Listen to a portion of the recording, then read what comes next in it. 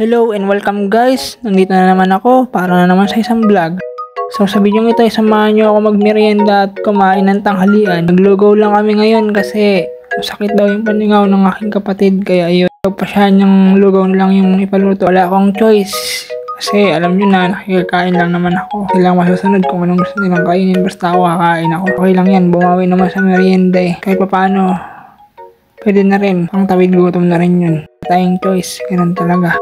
So sa mga oras na yan ay lugaw ang aking tanghalian dyan. Nakadalawang sandok ako ng lugaw para hindi ako gutomin agad. Temporary lang naman yung lugaw na yun eh.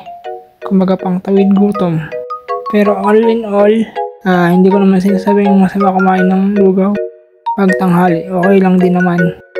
Lalo na kung gitipid ka sa budget o ayaw mo lang talaga magluto. Gusto mo lang na kumain lang ng lugaw. Ganyan ang ginagawa namin pag minsan kapag tinatamad kami magluto. Naglulugaw na lang kami, lalo na sa probinsya. Usong-uso yan dun. Masarap naman ng lugaw kahit ang sahog mo lang is manok. Yun lang, masarap na yun. Okay na yun. Wala nang iba pang rekado. Kasi nga pang ano lang yan eh. Madalian lang ba? Hindi ka na mahihirapan. Ngiti-ngiti pa si Loco. Mga ba ang pwede natin sabihin sa video ito? Wala eh. Hindi naman ako yung tipo kasi na gumagawa ng script bago edit. Basta kung ano yung lumabas sa bibig ko, siya na yun. Hindi naman yung over the belt na salita. Yung mga ganito lang ba? Yung mga pasimpleng salita lang ba? May mapuntahan lang itong natin. Tinatakal natin sa video ito. Nung kahaponan pala guys is kumain kami naman ng fries. Doon naman kami bumawi sa pagkain ng fries tsaka ng milk tea. Bira lang din naman ako minom ng milk tea. Dumiretso nga ako sa CR pagkatapos kong minom ng milk tea. Charot, joke lang. Ay hindi pala yan joke, totoo pala yun. Wala talaga akong choice kaya kain natin kung ano yung nakahain. Sabi ko naman sa inyo ano yung nakahain dyan, siya yung kakainin ko. Wala tayong karapatang mag-game. So, paano na yun guys? Anong pwede pa natin sabihin sa video ito? Isip kayo ng pwede natin sabihin. Sadyang inuna ko lang talaga yung pag-edit ng video para hindi na ako mahirapan sa pag-edit ng voice over. In-edit ko rin kasi yung voice over para mas gumanda at maging sakto lang or fit sa video. Mahirap kasi kung sobra, diba? Sayang lang. Basta na tumatagal yung video. So far, nakaka 3 minutes pa lang ako ngayon dito sa pag-voice over. Mahaba pa ito, mga 4 minutes pa. Kaya konting tiis lang. Ayun, kakatapos ko lang kumain dyan At ito na nga guys, pinanata na namin ng merienda. Sabi na yan, French fries lang. Alam nyo naman, mahilig ako sa French fries. Saka milk tea. Ngayon lang naman yan, bihira lang naman yan. Hindi naman yan araw-araw. Ang kinakain ko naman araw-araw is tinapay. Hindi naman yung araw-araw kami bumibili.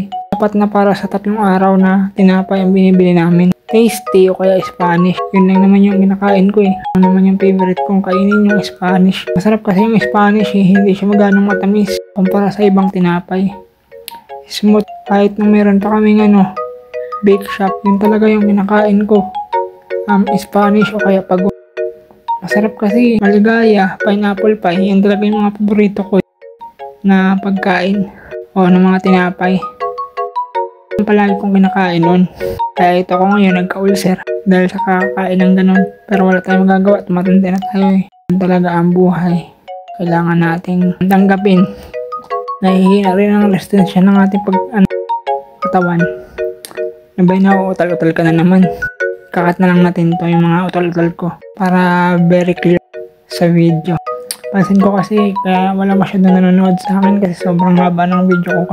Napagpasyahan ko na may fast forward na lang yung ibang details. Hindi na isama kasi para hindi tumagal yung video natin. Hindi rin kayo maumay. Wala, yan lang naman. Kumain ako ng merienda din tsaka tanghalian.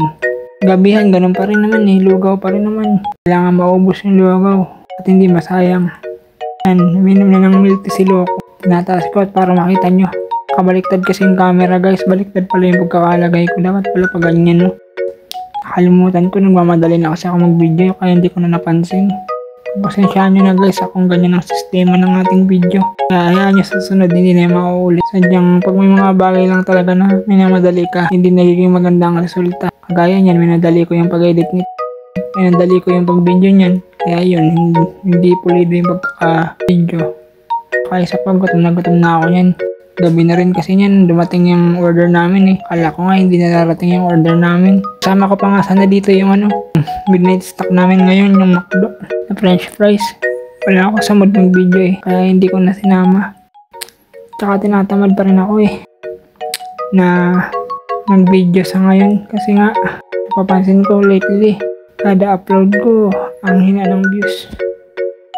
Kaya yun, parang tinatamad na rin ako ipagpatuloy pa to. Kasi nga, ganun yung sistema. Ang baba ng views. Ang baba ng rev. So, yun, parang naisip ko maglaylo na muna saglit. And then, babalik na lang ulit pag okay na. Mag-iisip na muna ako ng mga panibago natin i-upload guys. So, ngayon, huling video ko na muna to. Huling 2 video ko na muna itong post. Meron pa akong isa coming. Bukod dun sa nauna kong in-upload.